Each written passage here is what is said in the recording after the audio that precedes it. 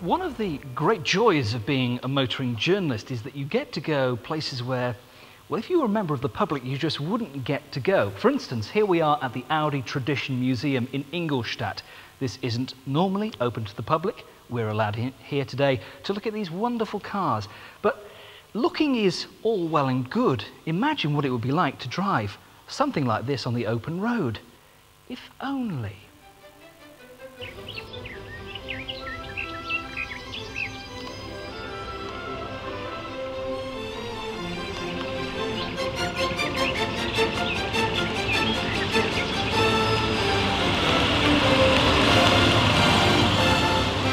A 1939 Audi 920 Convertible.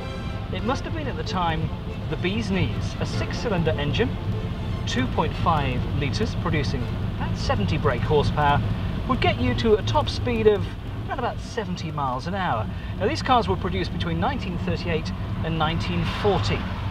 Of course, the war would have affected production greatly, and they really are quite fun to drive. It gets a bit of getting used to. The brakes are very, very sharp. There's hardly any room for your foot on the accelerator pedal, especially if you're wearing rather big shoes like I am today. But once you sort of get used to it and come to a stop, it's all right.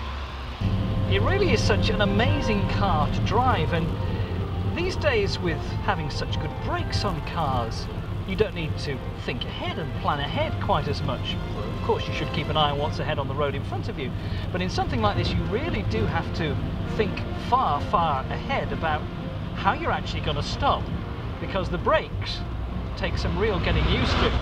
You put your foot down and nothing much happens from about 30 miles an hour. So beware seems to be the key thing to say about driving a car like this.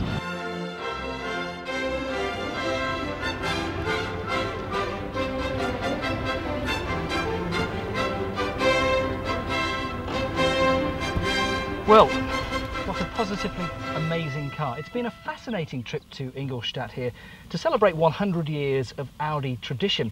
It's quite amazing to drive a car like this, which is, after all, 60 years old. And it makes you think that the Audi tradition is something very special. At the time, just before the outbreak of the Second World War, this must have been the absolute bee's knees in automobiles.